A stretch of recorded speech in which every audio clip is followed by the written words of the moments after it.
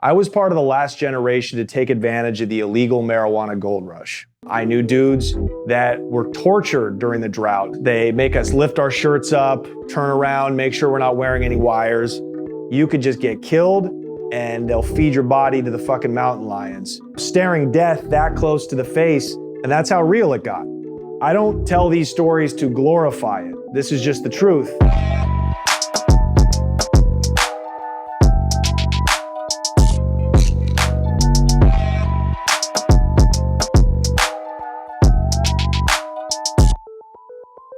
Hey, what's up, you guys? My name is Johnny Mitchell. I am a stand-up comedian, podcaster, and former drug trafficker, and you're watching The Connect. I started off selling dime bags of pot and eventually worked my way up to start transporting weight for the Mexican cartels all over the country.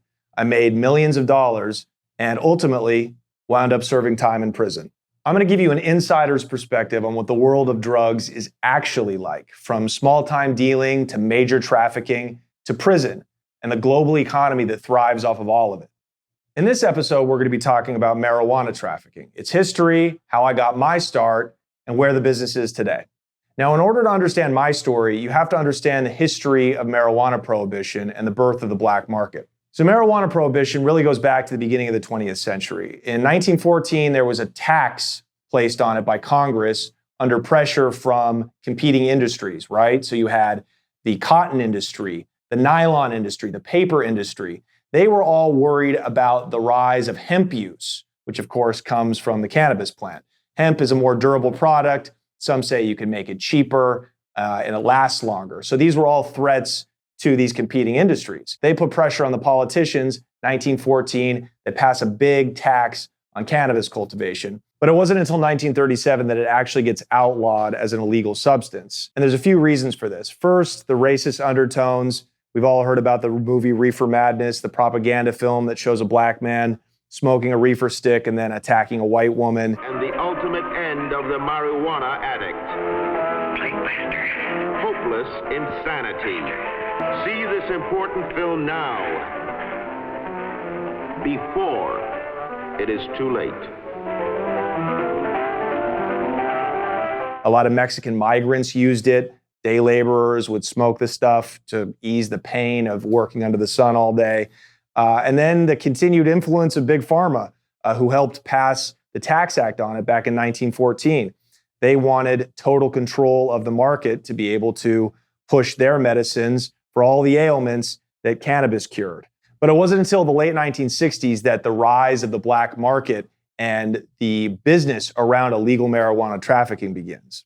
So in the late 60s, there's the Cultural Revolution happening, the hippie movement, the anti-war movement, the free thinking movement, the college protest movement, and young people who want to experiment with marijuana. So unlike today, the majority of the pot consumed back then was imported. Up until this point, there were three major players in the black market weed business. The first is the Colombians, and this is before Pablo Escobar and the violent cocaine cartels. They would grow it in the mountains of Colombia and transport it on the same line that the cocaine routes would eventually be established and bring it into Florida. And they were moving it by the barge load. Same with the Jamaicans. They brought it into Miami, and there was so much of it that it was almost worthless. An ounce of pot back then, they didn't even call it an ounce. It was a 5-finger lid. So if you fit 5 fingers inside of a sandwich baggie, that was about an ounce. That sold for $10. Compare that to today when an ounce costs like $300. There was so much pot that you couldn't even sell most of it. There would be warehouses full of weed in Miami that just couldn't get sold and it would go bad. The third player was the Mexicans, and they controlled the West Coast and again, moved a lot of their pot along the same routes that the drug cartels would later use to traffic all of their other product.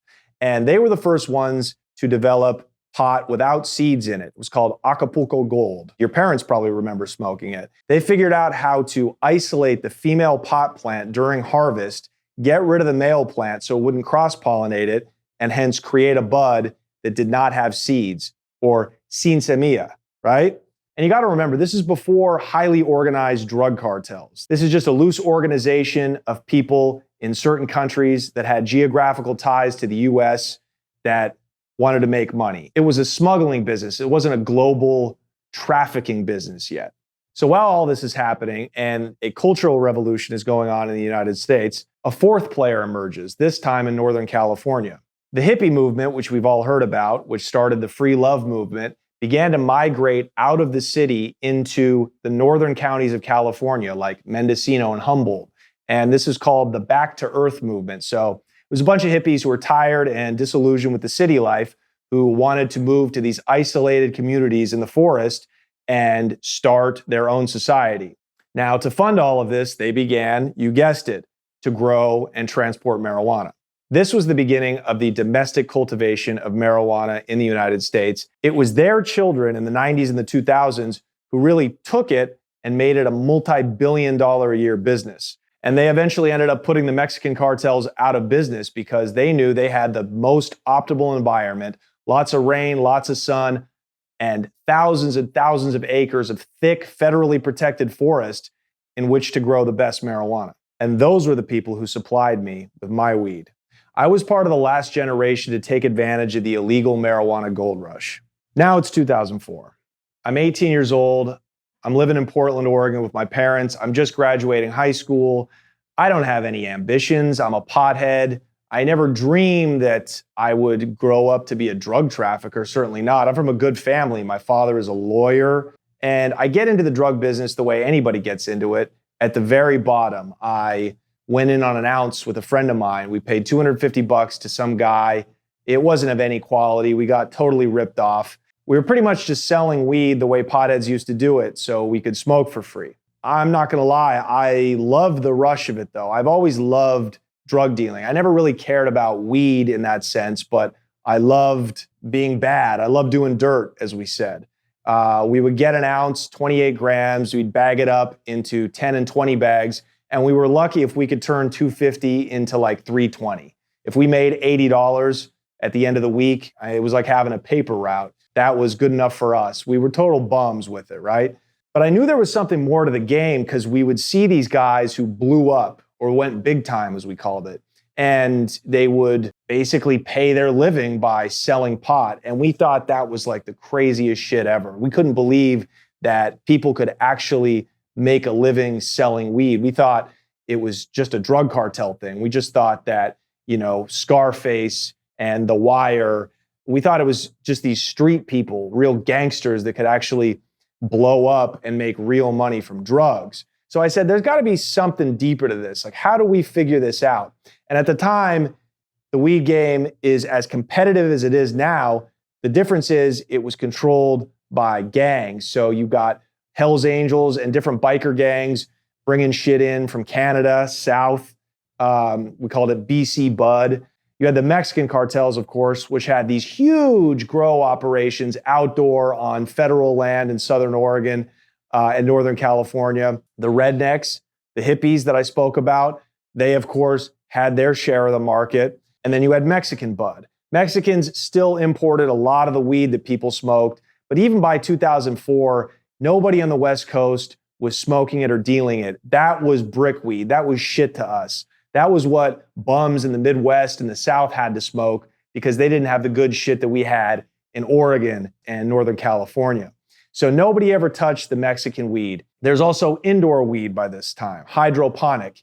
Gangs from China and Vietnam, they had a huge stake in the indoor weed business. They would buy houses in the suburbs. Sometimes they would buy multiple houses next to each other on the same street, and they would gut them completely and turn them into factories for weed. And these guys made hundreds of millions of dollars. So where do we fit in all this? We're just two white boys trying to get a foothold into this game that we have no idea really how to navigate. We know we don't want to work a job, and we know that we're wannabe gangsters, we're wannabe businessmen. My strategy back then is I wanted to give the best product at the lowest price. I've never been interested in being a hippie. I was never interested in having different cool strains of weed that did different things to you. I just wanted the shit that would get you the most fucked up and get you the most of it for the cheapest price, because then I knew you would come back. So pretty soon my cell phone was ringing all day, every day, but I still couldn't turn a profit off of it because I didn't have a good source, a good supplier. I didn't know where to get wholesale weed at a good price so then I could turn a real profit off of it. It was years before we made any money. Back then, the weed game was structured like a pyramid. So at the very bottom, you had the street dealers. And those were guys like me and my partner buying ounces at a time, bagging them up, and selling them directly to smokers. Then just above us, you had retailers, people who would buy quarter, half pound, sometimes full pounds of pot and sell them out to street dealers. And those guys were buying pounds of weed anywhere from, at that time, I would say $2,800 to $3,200, paying about $200 an ounce. And they would turn around and sell those ounces to street guys like me for $250. So their margins were razor thin too.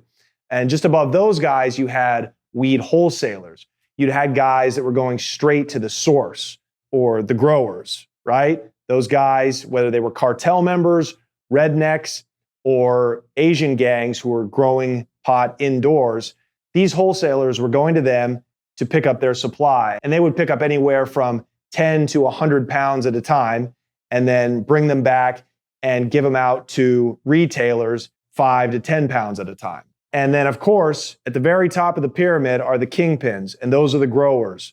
Those are the people that control the supply because they are the manufacturers. Now, it wasn't until I went to college at the University of Oregon in Eugene that I decided I wanted to move up in this pyramid. But it was a solid 2 years of nickel and diming before I ended up moving up to the retail level. And again, I'm probably paying $190 to $210 per ounce and retailing them to street dealers for $240, $250. And I maybe had like 6 or 8 guys at a time on the street moving packs, as we called them, or bundles. And back then there were 2 different markets for weed. One was the high-end market, which was indoor weed. That was the hydroponic, get you super fucked up, most expensive kind of weed. That was like the champagne cristal of weed. And then there was the commercial market, and that was the outdoor weed. That was the bud that you would buy from the cartels or the rednecks. Still very good weed, but less THC, less potency than the high-end weed. That was the sweet spot for me. That was weed that was very good, but that I could actually turn a profit off of, and I didn't have to invest so much money in. So now things are going along. It's my 2nd or 3rd year in Eugene. I'm starting to make money. I'm moving a pound, maybe 2 pounds a week out to my street dealers. I'm paying my rent, covering part of my tuition. I don't have to work a job, which was the most important thing to me and still is. And I'm thinking, life can't get any better than this. But of course, there's always a downside. And especially back then when weed was fully illegal, there were a lot of risks. The first one was just the drought that happened. Now, it's unimaginable in 2022 to think that there could actually be a shortage of marijuana, but especially with outdoor weed, back then there was. So the growers would harvest their weed in late October, early November every year. That was harvest time. That's when the streets were flooded and the prices were low. But what would happen was, as the year went on and the growers sold out of their supply, by the end of summer, August, September, sometimes they would be completely sold out of their product. And as a drug dealer, you would have no supply and you would just be burning a hole in your pocket. These were the worst times. We called this the drought. I remember the drought of 2009. We would drive down to Northern California, 10-hour drive sometimes, all the way down to these tiny little towns. We would go to one supplier, he would be cleaned out. We would get on the phone with another guy, he would say, yeah, hurry up, because somebody else, I got 10 pounds left, somebody else wants it, how quick can you get down here? We would drive another 2 hours into the forest. By the time we got there, he was all sold out. It was a nightmare. And the drought carried with it a lot of dangers too. A lot of robberies happened during this time. So drug dealers who didn't have any product to sell would see another guy who's sitting on some product. You might go kick in his door and take what he's got just to survive. This was also the time when we turned to selling cocaine. We would go to our coke supplier, a Mexican guy who would eventually get us tied in with the Sinaloans and the cartel members who had the big grow ops in Northern California. We would go to him and say, look, we're starving here. And he would give us 8, 9, sometimes as much as a half a key, 16 ounces of coke. And we would start turning that over just to keep us afloat while we were waiting for the harvest and our weed to come in. A few times I came home from political science class or whatever to find my own apartment door kicked in, my entire stash cleaned out. I knew dudes that were tortured during the drought. They would have guys in ski masks kick their door in, tie them up, and beat them till they showed them where their supply was. I've been on the other side of that too. I've committed robberies. It's not something I'm proud of, but it was just part of the game. We knew this kid who was sitting on weight. And it was funny too, because back then it was always the dorks. It was always the guys that were the most unassuming that could sometimes be the biggest ballers. Now, we knew this guy. He was known to have 5, 10, sometimes 15 pounds on him at a time. And a buddy of mine gave me the tip, and he said, this kid, he's just keeps it in his apartment. He lets anybody in there, and he's got cash on him too. And I said, all right, well, do you have a gun? And he said, no. This is like a little 5'2" Asian kid. We don't need a gun. And we didn't. We just put ski masks on. We kicked down his door. We beat him up, and we cleaned him out of his stash. Now, look, I don't tell these stories to glorify it. This is just the truth. I'm not proud of that. And I think my karma has come back to bite me multiple times over since then. I like to think we put the kid out of business and he went and he found a better way of life. But that was just what happened during that time. This was a black market. This was a criminal business. And, it is what it is. I remember one time I was living in a house just a few blocks off campus with a couple of buddies, and it's like noon. We're waiting to go off to class, and we're sitting around in our living room. We hear a knock at the door. Somebody had forgot to lock it. We hear the door creak open, and we hear, "Hey, is home?" And we just thought it was a friend because we always had people stopping by and partying with us and whatnot. So we said, "Yeah, come on in." We look up from the TV. It's two dudes with shotguns leveled about a foot from our face.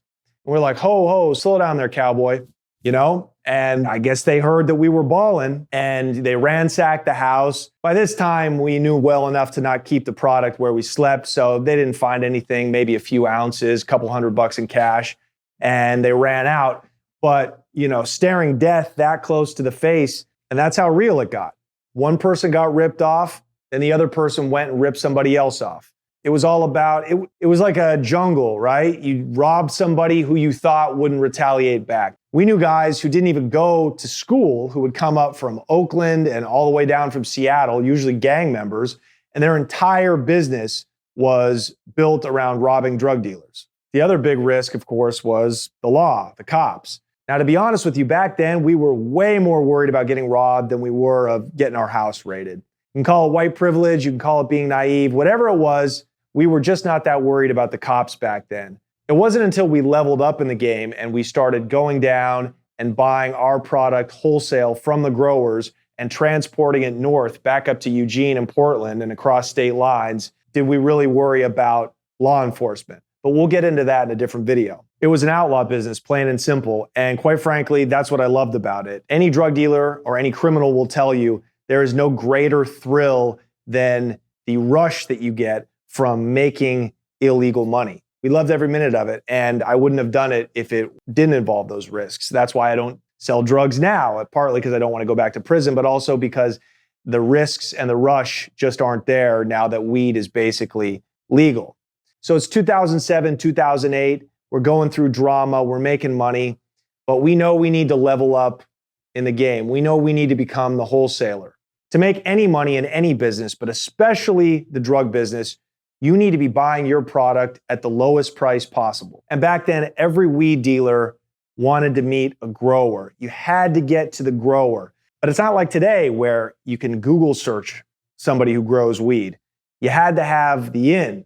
And these growers in Southern Oregon, in Northern California, the cartels especially, would not deal with almost anybody. And you had to have a big bankroll. I mean, you couldn't talk to one of these guys without at least 40 grand to spend. So the wholesalers, those were the ones who were buying product directly from the source. And there were a few guys in Eugene at the time, maybe 3 or 4 guys who were driving down to the forests of Southern Oregon and Northern California. They would go down there every week and they would pick up 20, 30, sometimes 50 pounds at a time. And they had a couple of guys like me and who they would give 5 pounds to at a time. And we would then break it down into half pounds, quarter pounds, whatever our retailers desired. And one of those guys, his name was, he was a buddy of ours. He actually got pinched bringing back weed. He also had a couple of ounces of meth on him. And he got jammed up. The cops pulled him over. They arrested him. He bailed out.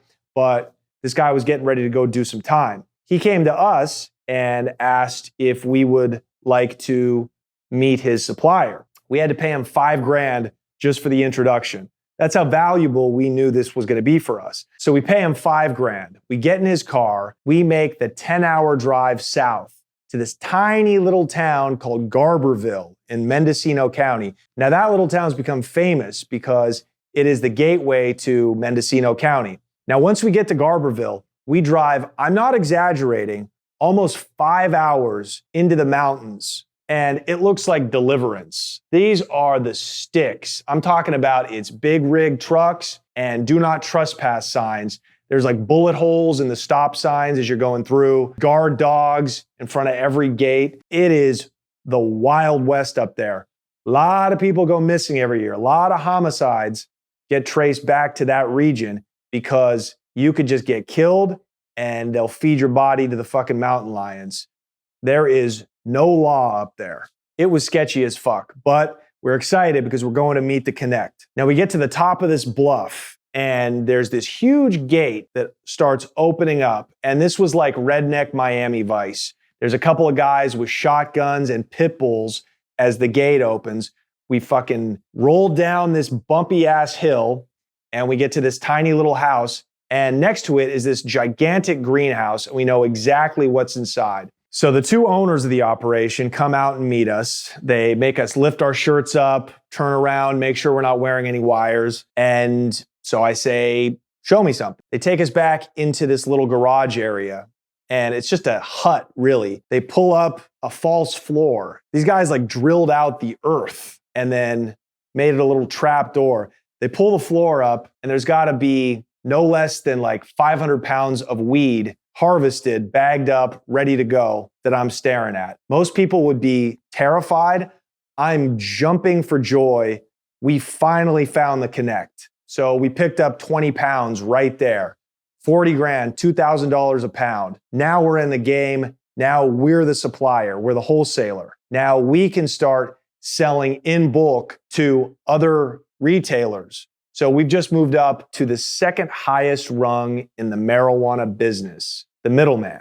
And I never moved up another rung after that. Quite frankly, I didn't want to. I knew a lot of middlemen who made tons of money and then opened up their own grow operations. I didn't have any desire for that. Growing weed is tricky. It takes a lot of resources. It takes a lot of investment capital. It's fucking farming at the end of the day. It's just not something that I was passionate about. There's obviously big risks involved. A lot of our suppliers, our connects, lost their entire crops, sometimes to the cops, sometimes to the bandits, and sometimes to weather. Sometimes they would just have a bad harvest and they would barely make any of their money back. If there was a drought, not a drought on weed, but a drought on rain, they wouldn't crop what they were hoping for and they would go bust. So it was just not something that appealed to me. Middlemaning was perfect because we never had to break down a pound into a QP, a half P, an ounce. We never had to get our hands dirty ever again.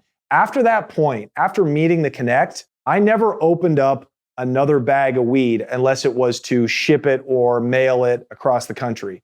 I never had to weigh out anything. All I had to do was take the product, transport it, and give it to my dealer. And that's all middlemaning was. It was transport. It was getting the product from A to B and charging a markup. That was the most profitable place to be in the business besides a grower. It was also the riskiest. Okay, so now it's the end of 2008. I'm living back in Portland. I graduated college. I'm going down to meet the Connect every week or two, picking up anywhere from 30 to 40 pounds, bringing it back and dishing it off to anywhere from 3 to 4 dudes. The way I operated is I always wanted to have the pieces or the units, each pound, I wanted to have them sold before I even went and picked it up. I would pick up a pound from anywhere for $2,000 to $2,200, and I would resell it to my guys on the other end for $2,700 to $2,900, depending on the quality, the freshness, and the time of year. Okay, so let's say about $500 profit per pound, and we're moving about 20 a week. That's 10 grand a week split between me and my partner. You know, as a 22-year-old kid making 5 grand a week, I thought, dude, I've hit the fucking lottery. There's no way this can get better. I can do anything I want. I'm completely free. I never have to work a job again. It was just the best time of my life. I was going to Mexico, Canada, flying to New York City, Colombia, whenever I wanted, staying in the best hotels, and just living the life of a baller. And at this point, we had dealers from different regions driving into Portland to meet us to pick up and take the product back to their home states. We had guys from Washington, Nevada. We had a guy as far as Montana drive in one time, and I think he picked up like 10 pounds from us. As we're talking, as we're counting up money, getting to know each other, I said, just out of curiosity, how much are you, flipping these for back home? And he goes, oh, weed like this, I could sell it for 4 grand a piece easily. I kind of just took a step back like, oh shit. Now I'm selling pounds to this guy for 2,700. He's turning around and flipping them wholesale back in Montana for 4 grand. So this guy's making like almost triple what I'm making. So I'm running some quick math in my head. And as soon as this guy leaves, I turned to and I said, do you know by us not getting this product to these states ourselves, we're leaving an extra $1.5 million a year on the table? And he was like, yeah, but how do we make that happen? And I had no idea. But if we're going to survive, we need to figure out how, because legalization is coming. This is almost 2009. So we heard states like Colorado who are getting ready to put marijuana legalization on the ballot. And once that happened, if that happened, we knew that California and Oregon were next, and our business would not be long for this world. The biggest money was flipping product out of state. As soon as those pounds started moving east, the price just moved up and up and up and up. And that's, of course, because they had less supply of good West Coast shit, and the state laws were much more strict. So if the laws are more strict, the prices are going to be higher. The ones who were getting rich were the ones who were moving product out of state and in bulk. But we didn't have any connections. We didn't know any buyers. We were stuck. Flash forward 6-8 months. This is the summer of 2009. This summer was hell. This was the hardest summer we had had since getting into the drug game. One of our suppliers, a Mexican, part of the Sinaloa Cartel, had had his pot farm raided, and he was getting deported. So that supplier, that connect, was done. Our other supplier, our original connect, out of Garberville, had just had a terrible crop. There was apparently a problem with how they had planted shit earlier in the last year. For whatever reason, they got way less product than expected. So by, I think, July or August of 2009, they were completely dry, no pot whatsoever. So and I, we had about 2.5, 3 months where we had no product. And we weren't moving coke at this time because we didn't have a good connection on that. So we were going broke. We had basically been reduced to street level dealers because we were forced to pay higher prices to indoor growers and people we didn't know who had bad product, didn't have a lot of product. We were in a bad spot. Just on a chance, I had taken a trip to the East Coast to meet up with a friend of mine from college. He was living in New York City. He was a Wall Street broker. He was doing really well. We went out one night partying in the meatpacking district down to where all the nightclubs are, and we were, treating our nose a little bit, drinking, having a great time. He introduces me to a friend of his who he worked with and a couple of his friends. Now, these were not working people. I could see immediately that these were guys of my ilk, right? A couple of these real Guinea dudes, these East Coast Italian guys who told me that they were out of South Jersey, the Philadelphia area. And these guys were as East Coast, Philly, Italian as it got. Joey and Sal, we'll call them, right? Because to this day, they have not been caught or arrested, and I don't plan on being the one that gets them arrested. We're drinking, we're getting drunk. I'm a pretty open guy. I told them, yeah, this is what I do. They saw me throwing money around. I told them, I'm a pot guy. This is my business. And their eyes lit up because back then, every East Coast pot dealer was looking for a West Coast supplier, was looking for a connect on the West Coast because that's where they were getting the best shit at the best price. So I'm talking to these guys and they're telling me, we're connected with the Philadelphia mob down there. I think like the Scarpo family or something. We're into a few things, a couple of rackets. We're into pills, we're into Molly, a little bit of cocaine. We also sell weed. We're looking for a West Coast supplier. And I said, okay, well, let's just say in theory, I could get you what you're looking for. I could get you pounds of high grade outdoor bud. How much would you pay? How much would you pay per piece? And they said, I don't know, maybe like 3,800. And I did the math and I said, okay, well, I think that would work for us. Now, if I can get pounds for 2,000, 2,200 a piece, just depending on the time of year, and I can flip it to them for 3,500 a pound, you can see how the dollars add up very quickly. So I go home a couple of days later and I talked to and I said, if we're gonna get rich, I'm not talking about $250,000 a year. I'm talking about if we're gonna make millions before legalization puts us out of business, this is our shot. Now, the means and the methods of moving bulk marijuana across the country are varied, and it's not something I'm gonna talk about in this video. Just know that over the next year and a half, we successfully moved over 1,000 pounds of West Coast weed to the East Coast. We made a couple of $1 million, and of course, this led to our demise. I was eventually arrested and sent to prison. But I had lived the drug dealer's dream. I'd made $1 million. It was an incredible time to be alive. Now, fast forward 10, 12 years later, it's 2022, and basically everything we predicted about legalization and how that would affect drug dealers like us came true. It was Colorado, Oregon, California, Washington. Now, so many other states have made weed legal. It is probably less than a generation away from becoming federally legal. And dealers like me, outlaws, guys, hustlers, guys who were in it to make money, have basically been wiped out. They've either been wiped out or they've had to move into the legal marijuana space. Now, there are still cartels growing a lot of pot, especially in California. There's big cartel grows up in the forest, out in the desert. Their cartels are setting up these big warehouses, these giant greenhouses, 20 times as big as the ones I saw that turn out tens and tens and tens of thousands of pounds a year. And they're shipping them to the East Coast, the states where it is still illegal or half illegal, but their profit margins have just been destroyed. Back in our day, we were making a minimum $1,000 profit per pound off of every single pound that we shipped to the East Coast, at minimum. Today, that's been reduced by about 90%. The most you can expect to make is about $100, maybe $200 profit per pound.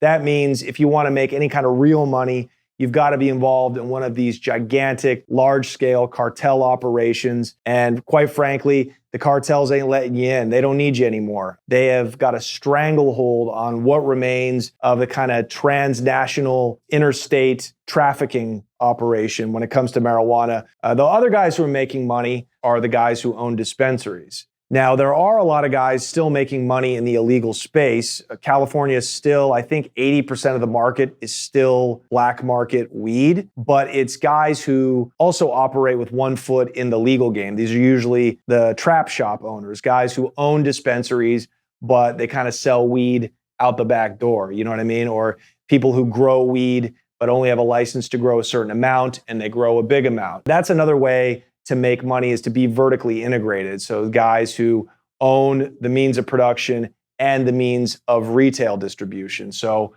A to B, you've got the whole thing Amazoned out, right? By and large, the legal marijuana industry today is controlled by the same forces who pushed to make it illegal all those years ago. It's corporatized. It is dominated very much so by Wall Street firms, private equity companies, investment capital that wants to monopolize the market and push black market dealers like myself to the margins or to put us under completely. It's ironic because the laws that originally made it illegal in the first place were the laws that allowed guys like me to get rich. And now it's the laws that make it legal that put guys like me under. So it's completely been flipped on its head. But at the end of the day, it's more efficient this way. It's much more consumer friendly. A lot of people benefit from marijuana. Its original use was medicinal. So now people like my mother can go buy CBD oil and put it all over their body for aches and pains.